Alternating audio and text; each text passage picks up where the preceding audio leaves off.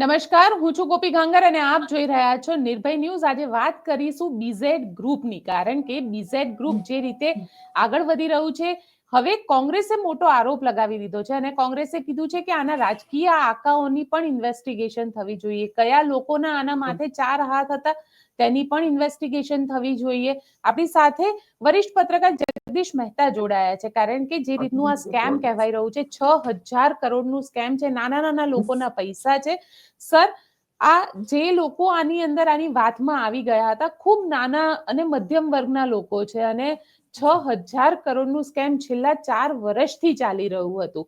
ક્યાંક ને ક્યાંક હવે આમાં પોલિટિકલ આકાઓની પણ વાત આવી રહી છે। ઘણા બધા ધારાસભ્ય, મુખ્યમંત્રી એને એવોર્ડ આપ્યો છે તેવી પણ તસવીરો સામે આવી। આપ શું માનો છો? પહેલી વાત તો ઈ બેન કે અહીંયા ડીજીપી થી માંડીને બધાએ કીધું કે આ 4 વર્ષથી ચાલે છે। 2020-22 થી એમ કે અમારા ધ્યાનમાં છે, 20 થી માંડો તો 4 વર્ષ થયા। 4 વર્ષ ચાલ્યું શું કામ? ચાલો પહેલી વાત જ ઈ। જ્યારે કે સરકારના નીતિ નિયમ છે કે કોઈ કમ્પેર ટુ બેંકની પેરેલલ કોઈ આવી કાર્યવાહી કરી શકે નહીં જેમાં આજા ફસાજા જેવું સીધી રીતે લાગતું હોય। 3% મહિને વ્યાજ આપવાની વાત હતી, મહિને 3%, એટલે વર્ષે 18% થાય, 36%, સોરી, રાઈટ? તો 36% વ્યાજની કોઈ વાત કરે તો કોઈ પણ બેંકના ઓફિસર્સ થી માંડી અને રાજ્યના મહેસૂલ મંત્રી કે નાણાં મંત્રીના કાન ઊંચા ન થાય કે પહેલી વાત જ રિઝર્વ બેંક પણ કહી શકે નહીં આટલી મોટી તો જાહેરાત, એવી 36%ની લોભામણી જાહેરાત કોઈ કરતું હોય તો એ ઓબ્વિયસલી ફ્રોડ જ હોવાનું એ તો બાકર બચ્ચાને ખબર પડે, તો સરકારને ન પડે? નંબર 1। નંબર 2 કે જેમ ભાઈ ભારતીય જનતા પાર્ટીના ધારાસભ્ય પછી આજે એને ગેંગે ફેફે થઈ અને ખુલાસો કર્યો, પણ એક સમયે એનું માર્કેટિંગ કરેલું, રાઈટ? ધર્મેન્દ્રસિંહ ઝાલા, શું નામ છે, રાઈટ? એને પેલા તો એનું માર્કેટિંગ કર્યું કે ભાઈ ધવલસિંહ ઝાલા, એને શું કીધું કે ભાઈ જે માણસને એકના ડબલ કરતા આવડતું હોય એને બધું જ આવડતું હોય, કોઈ ચિંતા કરતા નહીં, વગેરે વગેરે, રાઈટ? હવે જયારે આટલું મોટું કોઈ માણસ આવા પોલિટિકલી બેકગ્રાઉન્ડ ધરાવનારા લોકો આની સરાહના કરે તો સામાન્ય માણસો તો એમાં જેમ બત્તીમાં પતંગિયા આવે એમ પકડાઈ જ જવાના ને એનો સહાર થઈ જવાનો। આ જે આખું તથાકથિત રીતે 6,000 કરોડનું કૌભાંડ જે કહેવાય છે, એમાં મજાની વાત પાછી ઈ છે કે મોટા ભાગના લોકો કોણ છે એ બહુ મહત્વપૂર્ણ છે। એમાં છે સરકારી કર્મચારીઓ, પોલીસ અધિકારીથી માંડીને પોલીસ કર્મચારીઓ અને શિક્ષકો। હવે તમે જુઓ સ્થિતિ કેવી છે, એકના ડબલની લાલચ કોઈ સજ્જન ને સારા માણસોને બહુ ન હોય, જે પોતે નિષ્ઠા, પ્રતિષ્ઠા કે પ્રારબ્ધમાં માનતા હોય એ લોકો આવી રીતે ક્યાંય ખાબકે નહીં એ રાતોરાત ડબલ થવાની। એ કોણ કરે એ આપની જાણ ખાતર અત્યંત લોભી પ્રકૃતિ ધરાવતા હોય તે, અથવા જેની હરામની કમાણી હોય તે, આ બે લોકો કે જાય તો ઘોળ્યા, કારણ કે પરસેવાના તો હોય નહીં, અને લોભી પ્રકૃતિ જે છે પોતાના પેટનું હારું ન ઈચ્છે, એ જગતનું શું ઈચ્છે, એટલે એવા લોકોના પૈસા મોટા ભાગના આમાં છે એવું ફલિત થયું છે, અખબારોમાં આવ્યું છે। તો લોભિયા હોય ત્યાં ધુતારા ભૂખે મરે નહીં, એ કહેવત તો આપણે જગ જાહેર છે।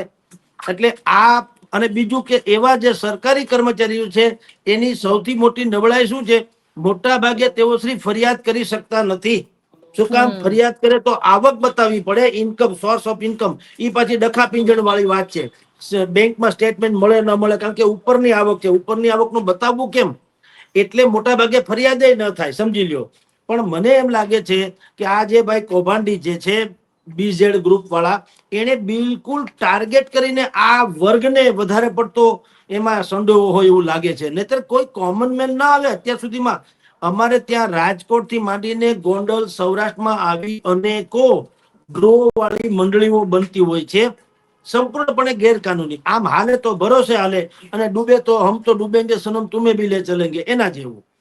અને આવા કેટલાય આવ્યા, ઉઠી ગયા અને કેટલાયના રોદણા થયા, પોલીસે બધાએ પૈસા કટકટાવીને છૂટી પડી, કોઈ કરતા કોઈ મંડળીના માણસને હજી સુધી ક્યાંય જેલના સળિયા તો છોડો, ફાંસીનો ગાળિયો ને એ બધું તો આપણે કલ્પના કરવાની રે, કશું થતું નથી બેન।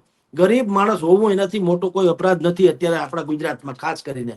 તો ગરીબ અને છેડા તમારા ન હોય તો તમે મોટા અપરાધી, તમે સુખી સંપન્ન અને તમારા છેડા જો હટતા હોય કે તો તમારા જેવો કોઈ રૂડો નહીં. આ જે ભાઈ કૌભાંડ 6,000 કરોડનું કરી ગયો એના તસવીરો આપણે જોઈએ છે. CR પાટીલ થી માંડીને મુખ્યમંત્રી થી માંડીને ભારતીય જનતા પાર્ટીના દિગ્દિગંત જેને કહી શકાય એવા લોકો સાથે છે.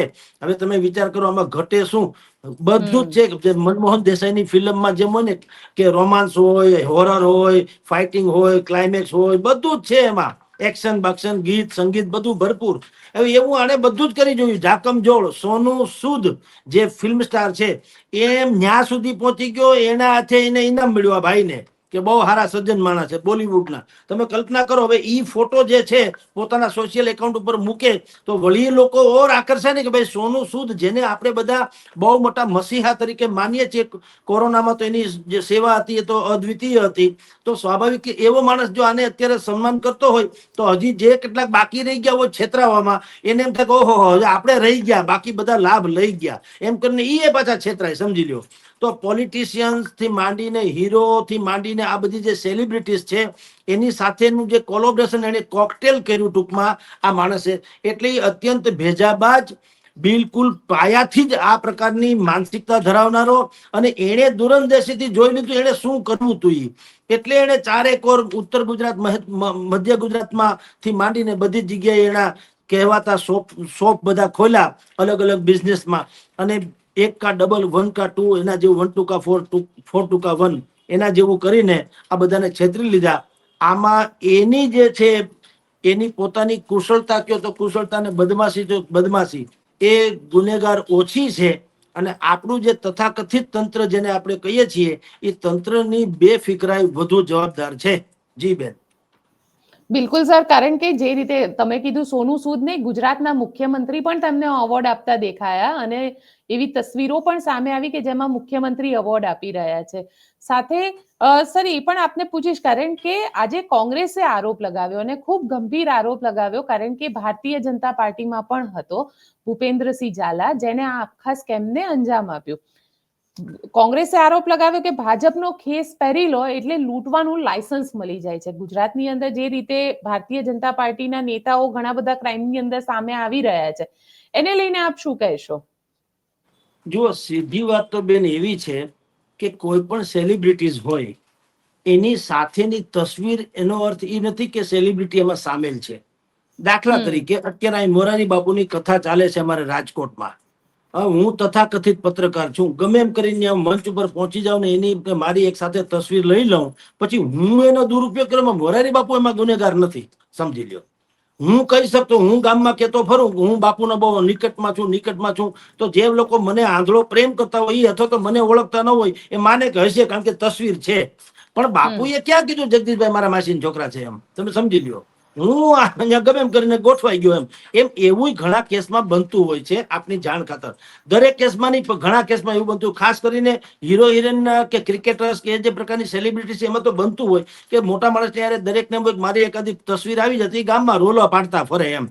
પણ આ વ્યક્તિએ તો બિલકુલ ષડયંત્રના ભાગરૂપે જ બુદ્ધિપૂર્વક બધી તસવીરો પડાવડાવી સોશિયલ મીડિયામાં વ્યક્ત કરી અને બીજા બધાને છાવ્યા અને બીજા બધાને મોકલા જેથી કરીને બધા આવ્યા. એટલે કોંગ્રેસે આક્ષેપ ભલે કર્યો. કોંગ્રેસ પાસે પાછો એક પ્રોબ્લેમ આપણે ત્યાં શું છે, આક્ષેપ જ કરી નાખવો છે. ભલા માણસ તમારી પાસે કોઈ મિકેનિઝમ નથી કે તમે શોધી ન કાઢો કે ક્યાં કોણ શું કોના મૂળ ક્યાં છે. આ તો ઠીક છે તમે વિપક્ષમાં છો, શાસકમાં હો તો તમારી પાસે જેમ કહો છો એજન્સી સરકારમાં હોય, તમે ભૂતકાળમાં શાસક રહી ચુક્યા છો તો તમારા ક્યાંય એવા સોર્સિસ નથી કે તમે આ ભાઈ જે કૌભાંડી છે એનું મૂળ ક્યાં છે, શું કામ છે એ બધું શોધી કાઢો અને પછી એક પ્રેસ કોન્ફરન્સ ન કરી શકાય? પણ સર એ કામ તો સરકારનું છે ને, એ કામ તો સરકારનું છે અને એ કામ સીઆઈડી ક્રાઇમનું છે. કારણ કે સીઆઈડી ક્રાઇમ એવું જ કહી બી રહી છે કે આ 4 વર્ષથી ચાલતું હતું ને અમે ઘણા વખતથી આની પાછળ અમે ઇન્વેસ્ટિગેશન માટે શોધી રહ્યા હતા. 1 વર્ષથી કે જો સીઆઈડી ક્રાઇમ એ કારણ કે ગઈકાલે રાજકુમાર પાંડેને એવું બોલ્યા કે 1 વર્ષથી અમે લોકો આની પાછળ આને ફોલો કરી રહ્યા હતા અને હવે અત્યારે તમે જોવો એના વિરુદ્ધમાં વોરંટ ઇસ્યુ કરી અને એવું કહી રહ્યો છે કે વિદેશ ભાગી ગયો.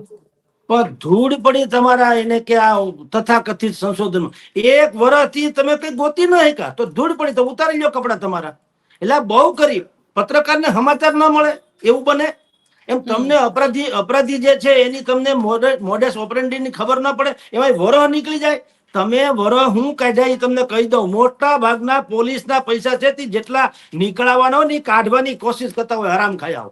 હું તમને કહું વાત બીજી છે, કાંઈક એક વરસ થયું તમને ભલામણ, તમારી પાસે એવડી મોટી પોસ્ટ છે.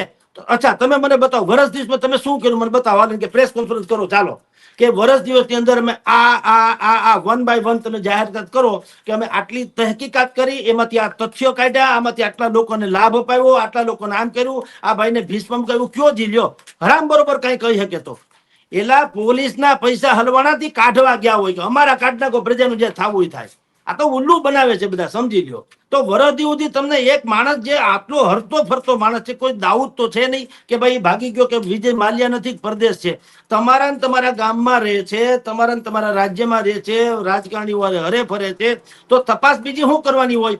ગુજરાતીમાં એક જ પ્રશ્ન પૂછવાનો હોય ને કે 12 મહિનાના 36% તું કઈ રીતે આપી શકે, મને જવાબ આપ. હો વાત નહીં એક વાત. બીજું, તારા કેટલા પૈસા ક્યાં બેંકમાં છે, થાપણ બાપણ બધું મને બતાવ, જેથી કરીને કાલ સવારે તારે ત્યાં જે લોકોએ પૈસા રોક્યા છે એને માથે ઓઢીને રોવાનો વારો ન આવે. કા ન કર્યું?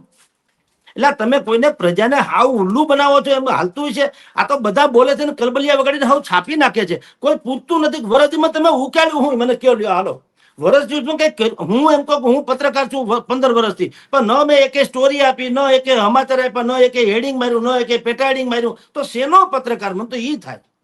ક્યાંક તો હોય ને મારા નામે, ક્યાંક તો ચડવું જોઈએ ને, હારા ખોટા મોટા જે હોય તે, પણ ક્યાંક તો હું બતાવી શકું છું કે આ છાપામાં મેં નોકરી કરી, મારા રિપોર્ટ છે. એમ તમે મને બતાવો હાલો એને કે મિસ્ટર પાંડિયન ને કયો ગુજરાતમાં પ્રેસ કોન્ફરન્સ કરીને કે 1 વર્ષમાં તમે કેટલી વાર આ ભાઈને મળ્યા, તમે શું પ્રશ્ન પૂછ્યા, રેકોર્ડિંગ સાથે, ઉલ્લુ બનાવવાનું નહીં, તથ્યો સાથે. આટલા પ્રશ્ન મેં પૂછ્યા, એમાંથી આટલા જવાબ મેળવ્યા સંતોષકારક, આટલા અસંતોષકારક મેળવ્યા, પછી એની પાસે કુલ કેટલી થાપણ છે, કેટલા લોકો એમાં સંડોવાયેલા છે. હવે એના પછી તમે કઈ જપ્તી લીધી કે નહીં, નહીતર બીજા ગરીબ માણસો મરી જાય તમને ગંધ ના આવે ને કે પોલીસ વાળા થઈને તમને ખબર ના પડે કે ભાઈ 36% વ્યાજ કોઈ બાપ ના આપી શકે, રિઝર્વ બેંકે નથી આપતું, તું ક્યાંથી આપતું, કે જાદુગર છો? પણ એ નક્કી થઈ જવું છે. અને બીજું, તમારા જે એજન્ટો તમે નીવા એને ઘડીક ઓડી કાર આપી દો, તમે ફ્રીજ આપી દો, તમે ફોન આપી દો, હું કઈ આ બધું ખબર ના પડે? આ બધી જે પોન્જી સ્કીમ જેને કહેવામાં આવે બેન, આ મિલી ભગત થી ચાલે છે. દરેકના માથે હાથ હોય. એકદમ. હવે તમે જયારે 6000 કરોડના આંકડાની વાત કરો છો, તો 6000 કરોડ એટલે તમે કલ્પના કરો બેન, એમાં હવના પૈસા જે કાળા ધોળા હોય ને, લાંચ રૂશ્વતના, ખરાબીના, બદમાશીના, ઈ ઘાયલા હોય, અને લાલચ હોય ડબલ થઈ જાય તો હારું હાચવાય ક્યાં? હવે તો પાછું મોદી માસાએ ઈ તો બૂચ મારી દીધું, ક્યાંય 2, 5, 10 લાખ રૂપિયા રોકડે ક્યાંય આપી શકાતા છે નહીં, એટલે આવે ઠેકાણે રોકે, થાય તો ડબલ થાય, હરામના છે, અંદર જાય તો હરામના છે, માની લ્યો. અને બીજું, પોલીસમાં હોવાને કારણે એને ફાંકો હોય કે આપણા પૈસા નહીં જાય એમ, અને હારા માળાના એટલે કે આવા ખાનખાના લોકોને જશે જ નહીં. ઈ પણ તમને કહી દઉં. અત્યારે તમે બધા એટલે કે જે છાપામાં અહેવાલ આવવા માટે ટીવીમાં આવે છે, વાયા નેપાળ થઈને દુબઈ હોઈ જાય એવી સંભાવના છે, લગભગ ભાગી ગયો. કોણે કીધું ભાઈ તમને? ઈ ક્યાંથી વાત આવી મને કયો જી? અને ઈ તમારે આ 2 વર્ષથી તો પોલીસ કે અમે 4 વર્ષથી એની હારે છે, 1 વર્ષથી અમે તહેકીકાત કરીએ છીએ. તો જ્યારે આ થોડીક વાત બહાર આવી હોય તો તમે ઈ વ્યવસ્થા ન કરો કે એનો પાસપોર્ટ જપ્ત કરી લ્યો, એને કહી દો તારે દર અઠવાડિયે અહીંયા પોલીસને થાણે મળવું, હાજરી અપાવવી, આમ છે તેમ છે, જેથી કરીને ભાગી ન જાય. ભગાડી દેવામાં આવે સાહેબ. હવે ક્યાં ગયા તો ક્યાંય નહીં, રાજા રામ જાણે. ઓલા ઓશો રજનીશને એક બાળકે કીધું આમ દિવાહળી પ્રગટાવીને કે અગ્નિ ક્યાંથી આવ્યો, તો ઓલા ફૂંક મારીને બાળકે કીધું ક્યાં ગયો, કે રામ જાણે. બસ જ્યાં ગયો ત્યાંથી આવ્યો હતો. આ એવું છે, કાંઈ કોઈ દુબઈ કે ક્યાંય ભાગી જાય, ભગાડી દેવામાં આવે, અને પછી સેટિંગ થઈ જશે બધું. અમારે જેના પૈસા કાઢવાના હશે એના કાઢી લેશે. મરશે કોણ? મારા તમારા જેવા સામાન્ય માણસ. કે પછી કહે કે આપણે અહીંયા જેમ અત્યારે તમે જુઓ આખા ગુજરાતમાં પોલીસ તંત્રમાં શું ચાલે છે, ચોરીની એક અરે તમે જો એક ગેંગ પકડાય. જો આ તમને મોડેસ ઓપરેન્ડી પોલીસની પણ કહું, અપરાધીની નહીં, પોલીસ ઈથી મોટી ખતરનાક છે. એ શું થાય, 15, 20, 25, 50 ચોરી ભેગી થાય, પછી પોતાના ઢેબરા અભડાઈ ન જાય. કાયદો એવો કે છે કે અમુક હદથી વધુ ક્રાઇમ જે કોઈ પોલીસ થાણામાં નોંધાય તો એ જે તે પોલીસ થાણાનો જે અધિકારી છે એને યા તો સસ્પેન્ડ કરવામાં આવે યા સજારૂપ બદલી કરવામાં આવે. હવે ઈ જયારે ઘડો ભરાવાનો થાય ને ત્યારે અલેલ ટપુ જેવા 5 જણાને ઈ પકડે, એને જેલ ને મેલ બધું હરખું હોય. હવે ઈ એક આરે 20, 25 ચોરી કબૂલી લે પાછા, 2 ધડક. બોલો, મેં આ ભાઈ ની ચોરી કરી, ચાંદી હોનું ઠગન મગન. અને પાછી પેટર્ન જવાબ શું ખબર છે તમે? આ કેવું દુનિયા ચાલે છે જુઓ. એ ચોરી કબૂલી લે, રાઈટ, કરોડો રૂપિયાની જે કઈ થાય, પછી બધા પૂછે તો ક્યાંય બધો માલ મુંબઈ જઈને વાપરી આવ્યા. બસ એક જ, મુંબઈ પછી લખનૌ પણ નહીં, કલકત્તા નહીં, ક્યાંય ભાવનગર નહીં, અમદાવાદ નહીં, મુંબઈ સિવાય ક્યાંય નહીં.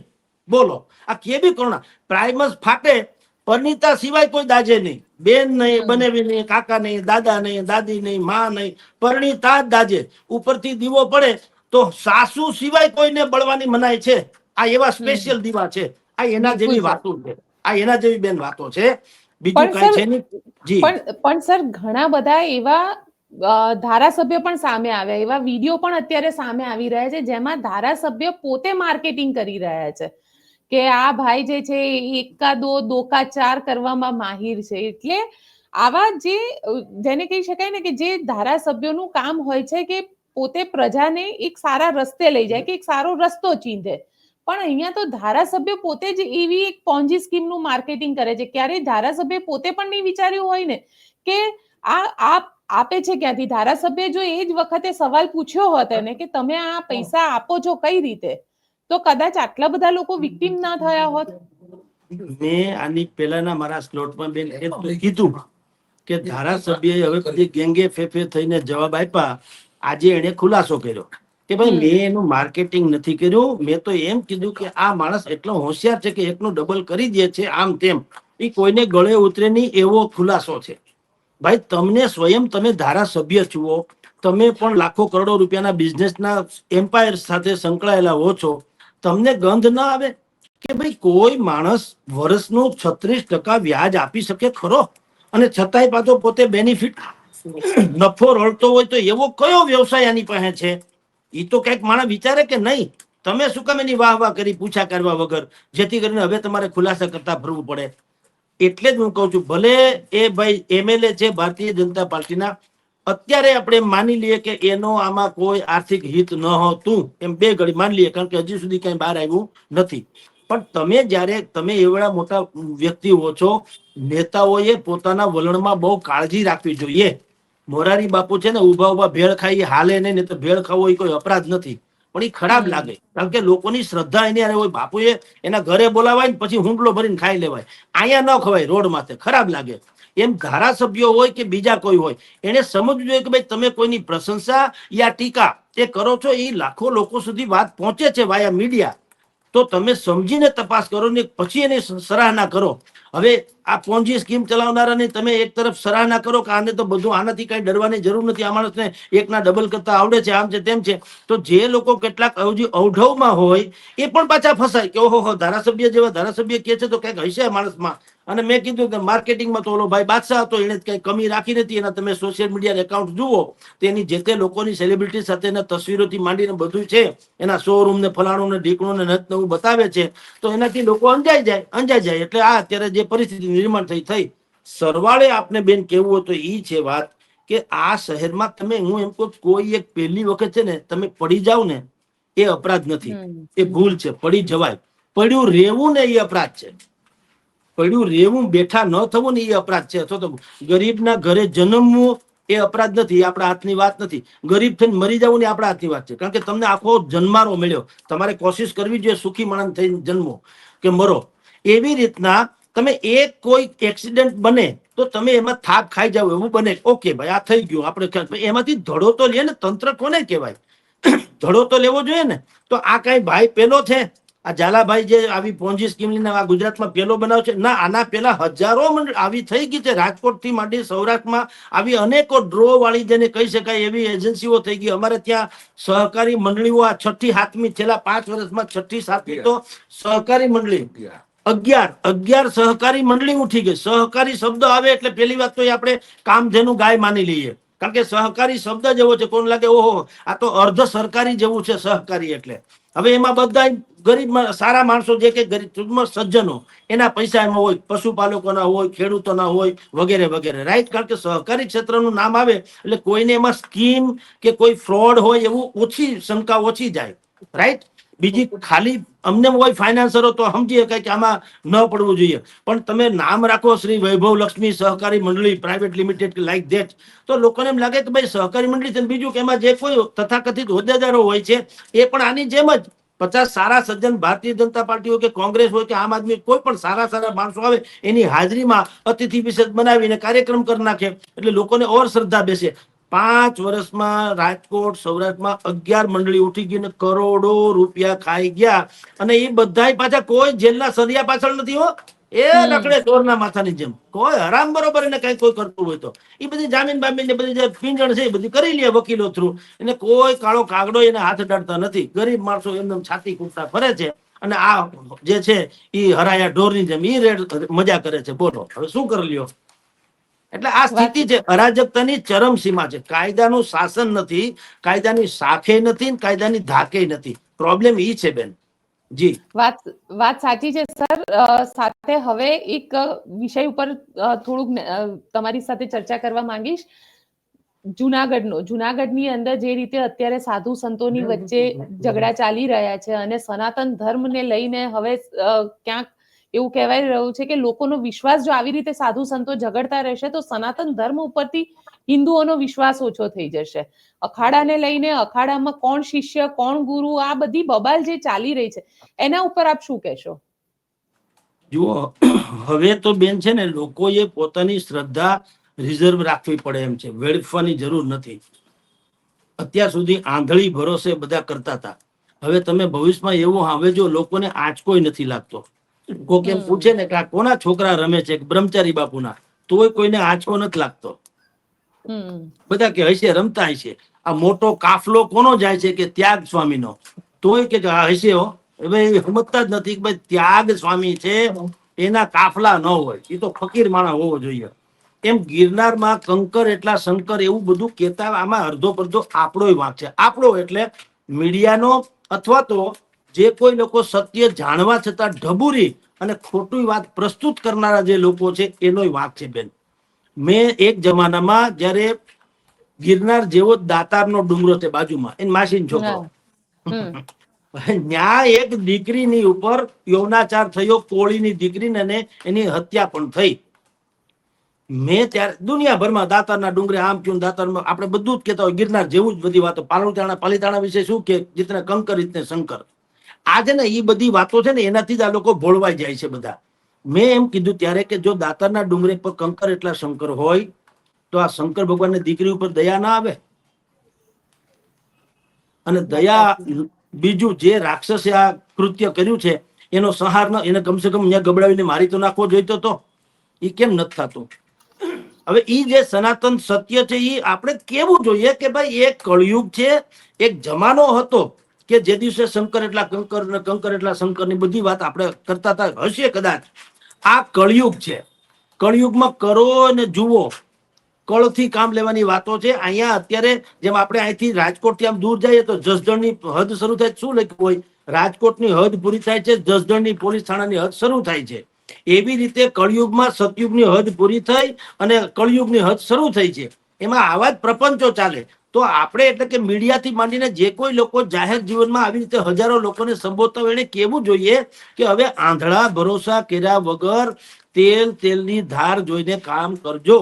તેનો વખત છે. એનો અર્થ એમ નથી કે બધા જ ખરાબ છે, પણ બધા હારા છે એમ માની લેવાનું જોખમ લેવા જેવું નથી.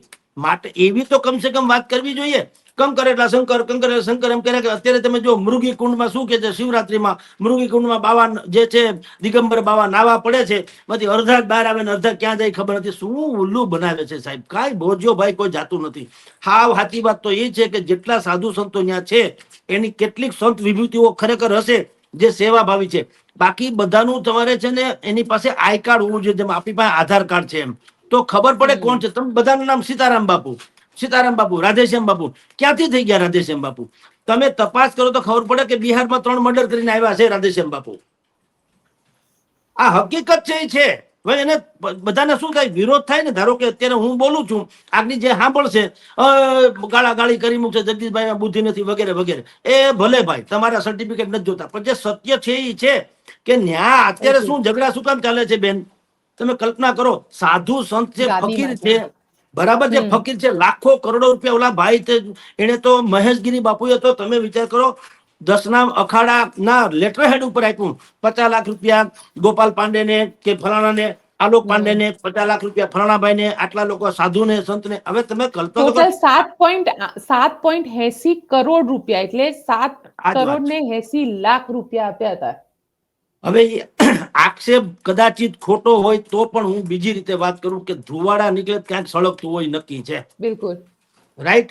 તો તમે કલ્પના કરો. અને બીજું, અત્યારે આ ચાલે છે તો ખબર જ છે, આશ્રમની ગાદી પચાવી પડવા માટે કેવા પ્રપંચો ચાલે છે તો આપણે જાણીએ છીએ. 1 ડિસેમ્બરે 1000 જેટલા સાધુ લઈને ત્યાં એને કૂચ કરવી પડશે એવું અત્યારે મહેશગીરી બાપુએ એલાન કર્યું છે. અમે કૂચ કરી જશું ને અમે કબજો લઈ લેવું. તમે વિચાર કરો. અને તમે ઈ પણ કલ્પના કરો, જુઓ કહેનારા પણ શું કે છે કે ભાઈ 50 વર્ષ સુધી આ બાપુની નીચે ફલાણા પરિવારે સેવા કરી છે, તો હવે એની રોજીરોટી કોઈ આવી રીતે, રોજીરોટી, જો આ જ વાંધો છે આપણામાં. એમ કેવું જોઈએ ભાઈ સેવાનો અધિકાર છે, ભલે અંદર ખાને રોજી રોટી જ આવતી હોય, ભાઈ બોલો એટલે દુકાન છે યાર રોજી રોટી. એટલે એનો અર્થ એમ છે કે તમે અત્યાર સુધી થઈને આ બધા ભોળા ભક્તો જે આવે છે એ તમારે ત્યાં દુકાન કે શોપિંગ કોમ્પ્લેક્સ છે એમ સમજીને આવે છે કે અંબાજીનું મંદિર છે કે અંબાજીની દુકાન છે એમ માને છે. બધા મંદિર છે એમ માને છે, શક્તિપીઠ છે એમ માને છે, વસ્તુપાળ તેજપાળે બનાવેલું મંદિર છે. અને આ જે દક્ષ રાજાએ યજ્ઞ કર્યો અને એમાં જે પાર્વતીજી હોમાઈ ગયા, કહેવાય છે કે ત્યાં છે ને શંકર ભગવાન જે છે એ કોપાયમાન થયા ને એને જે માતાજીના કટકા કર્યાનો અંગ અલગ અલગ જગ્યાએ 51 જગ્યાએ પડે. 51 શક્તિપીઠ માની એક શક્તિપીઠ એટલે અંબાજી. બોલો, આટલું બધું પવિત્ર વાતાવરણ વાળી બધી વાતો જે છે. હવે ન્યા આવા ઝઘડા જો થતા હોય સાહેબ, તો તમે કલ્પના કરો કે શું આપણે કઈ હદે પછી કે સનાતન ધર્મ પણ સનાતન ધર્મની હવે આપણે આપણી આંખું ખોલવાની જરૂર છે કે આપણો ધર્મ પવિત્ર છે, એના રક્ષકો પવિત્ર નથી. ધર્મ પ્રાચીન છે, એના રક્ષકો અર્વાચીન છે. અને અર્વાચીન છે એની પાસે બધી જ પ્રકારની સગવડ અગવડ થી માંડીને સુવિધા અસુવિધા અને એની સંસ્કૃતિ વિકૃતિ પણ એની સાથે હોઈ શકે. તો આપણે પોલીસ તંત્ર એ કેવું જોઈએ કે એક બાપુ છે, ભલે પછી તંત્રે બાપુ હો તો તમને વંદન હો, કોઈ ના નથી પાડતા. બાપુ થવું એ ખરાબ નથી, હોવું એ ખરાબ નથી, પણ ખબર પડવી જોઈએ હું કાલ સવારે જગદીશાનંદજી બાપુ થઈ જાઉં તો મારું આધાર કાર્ડ તો હોવું જોઈએ, હું ક્યાં ગામનો છું, કેવો હતો, શું છું શું નહીં. પછી ભલે ને જગદીશાનંદજી થઈ જાઉં, ક્યાં ફરક પડતા હોય, પણ એમને બાપુ થઈ જાઉં અને મારા બધા કાળા કૌભાંડનો કોઈ પાર ન રહે તો એમને પછી શું કે જાત ન પૂછો બાપુ કે હું પકડાઈ જાય. જાતો કામ ના પૂછવી જોઈએ ભાઈ, આપણે ક્યાં કઈ ગાળાગાળી કરીએ છીએ આપણે. એટલે આ બધી પરિસ્થિતિ છે બેન, એનો આ પડઘો છે જે અત્યારે આપણે ગિરનારનો જોઈ રહીએ છીએ. આવું રાણક દેવીએ રાખેંગાર ની સિદ્ધરાજ જયસિંહે હત્યા કરી અને રાણક દેવીને સાથે પરણવાની વાત કરી ત્યારે રાણક દેવીએ ગિરનારને ઉદ્દેશીને કીધું હતું કે ઊંચો ગઢ ગિરનાર વાદળથી વાતું કરે, આ મરતા રાખેંગાર તું ખડેડીને ખાંગો ન થયો, તું ખળભળી ન ગયો, અમારા આને મારી નાખવા માંગે છે, મારી યારે પરણવા માંગે છે, તો તને શરમ ના આવી? ગિરનારની શિલાઓને શરમ આવીને ખળભળી ગઈ હતી, તો આ સંતોને ન આવવી જોઈએ? ગિરનારની શિલા જેને કઈ એટલે જ આપણે માનીએ છીએ ગિરનારને પર્વાધિરાજ. એને પર્વાધિરાજ, પર્વતોમાં પણ જે રાજા જેવા છે તે, અને આટલો પવિત્ર છે. તો એ જગ્યાએ આવા બધા જે પ્રપંચો કે પ્રપરગંડા જે થતા હોય તો એનાથી બહુ મોટું નુકસાન આપણા સનાતન ધર્મને થાય, શ્રદ્ધાઓ જે છે એને થાય. તો ઇમિડિયેટ આ થવું જ ન જોઈએ એવી એક વ્યવસ્થા હોવી જોઈએ. પણ આપની જાણ કરતા જેટલા પણ આશ્રમો અત્યારે ગિરનારની ચારે બાજુ છે, આશ્રમોમાં 5 સ્ટાર હોટલને શરમાવે એવા ગેસ્ટ હાઉસીસ બન્યા છે, પાર્ટી પ્લોટ બન્યા છે, લગ્ન ઇત્યાદિ કે જન્મદિવસ કે જે કઈ તેવા બધા હોય એને ભાડે આપે છે, કિંમતીમાં કિંમતી ભાડા વસૂલવામાં આવે છે અને બધા લેર કરે છે. તમારી જાણ ખાતર આમાં જેટલું પવિત્રતાનું આપણે દૂર દૂરથી માનીએ એટલે જ મને લાગે એ કહેવત બહુ સાચી છે કે ડુંગર દૂરથી રળિયામણા, નજીક જાવ તો આ બધું થાય. જી બિલકુલ સર. અને કારણ કે જે રીતે હવે આ વિવાદ સામે આવ્યો છે અને હરિગીરી બાપુનું જે નિવેદન આવ્યું ત્યારબાદ આ વિવાદ વધારે વકર્યો અને હવે એક અરજી પણ થઈ ગઈ છે, પોલીસની અંદર અરજી થઈ છે હરિગીરી બાપુની વિરુદ્ધમાં. અને આની અંદર હવે પોલીસ શું કાર્યવાહી, તમને શું લાગી રહ્યું છે આનો અંત શું હોઈ શકે? કારણ કે આ વિવાદ તો મહેશગીરી બાપુ ક્લેમ કરી રહ્યા છે, તનસુખગીરી બાપુ મરી ગયા, હવે એમના દેહાંત બાદ આ જે બંને બાપુ આવ્યા છે અને બંને એવો ક્લેમ કરી રહ્યા છે કે આશ્રમ પર એમના ગાદી ઉપર એમનો હક છે. બેન, કેન્સર થાય તો અંગ કાપવું પડે જો બીજા અંગને સાફ રાખવું હોય તો. વાતની એક વાત, જ્યાં પણ સડો હોય, આપણું ખુદનું અંગ હોય તો પણ બાકીનું જીવન જો એમને રાખવું હોય તો એ સડેલા અંગને કાપવું પડે.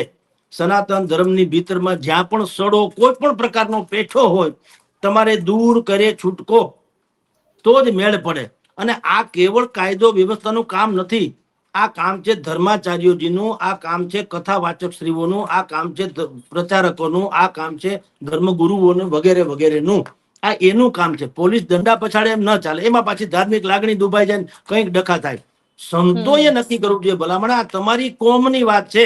જેમ કે કોઈ પત્રકાર કૌભાંડ કરે ને આપણી સાથે વાતચીત થતી હોય તો આપણે શરમાવું પડતું હોય, તો એ જે આપણી કોમની વાત છે એવી રીતે આ જે આખો વર્ગ છે સનાતન ધર્મના ઠેકેદારો કયો તો એ અને વાહકો કયો તો તે, એ લોકો છે તો એના જે મુખ્ય વાહકો છે અત્યારે ધર્મ ધુરંધરો છે 4 શંકરાચાર્ય જીવો છે. હું તો અનેક વખત કહું છું કે એમાંય પાછા નકલી બકલી વાળા તો 250 છે, એ જવા દો.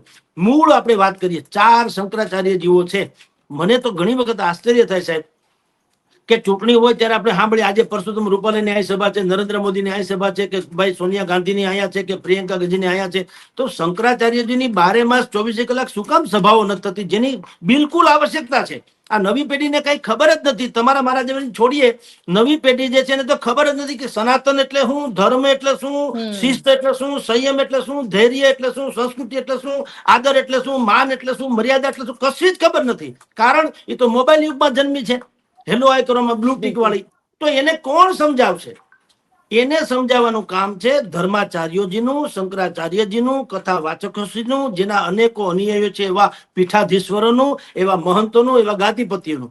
હવે એ બધા ખાઈ પીને માલ મલિદા ખાઈને બેઠા હોય, ઠેઠડા કર્યા કરે તો પ્રજા તો મસ્તી બગડવાની. કારણ કે તમારી પાસે સુધરવાની કંઈક અવકાશ તો છે. ઘરનો ઉમરો ટપો એટલે તમને ખાલી સિમ્બોલિક નામ આપું કે એ જ ગુનેગાર છે એવું નહીં. ઘરનો ઉમરો ટપો એટલે તમને મલાઈકા અરોરાના ફોટા જોવા મળે. વાત સાચી છે. ક્યાંથી બચાવો તમે સંસ્કૃતિને મને કયો? એટલે ખાડે ડૂચા અને દરવાજા મોકળા છે.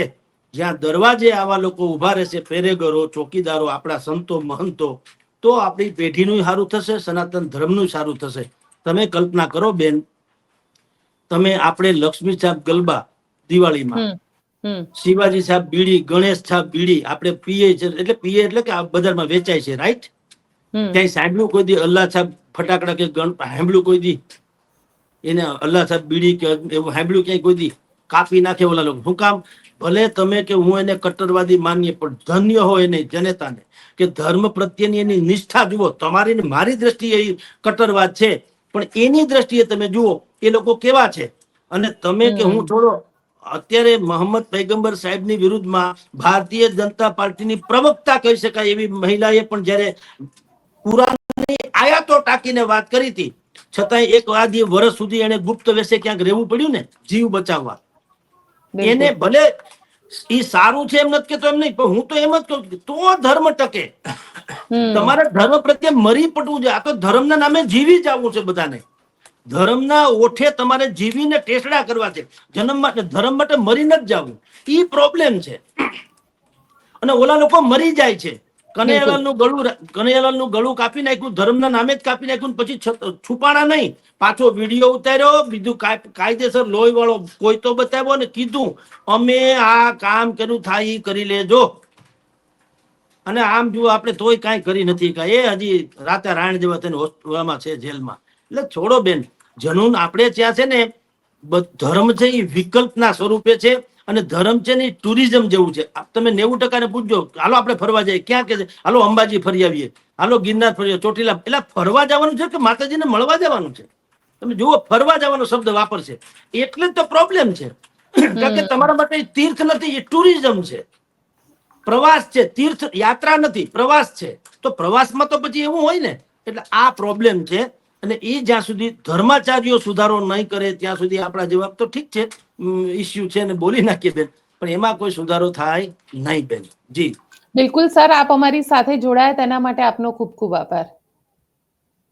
તો આપ પોતે શું વિચારો છો? કારણ કે જે રીતે જુનાગઢનો આખો મામલો સામે આવ્યો છે, મહંતનો મામલો સામે આવ્યો છે, અને સાથે સાથે એક ગુજરાતનું સૌથી મોટું કહી શકાય એવું 6,000 કરોડ રૂપિયાનું સ્કેમ પણ સામે આવ્યું છે.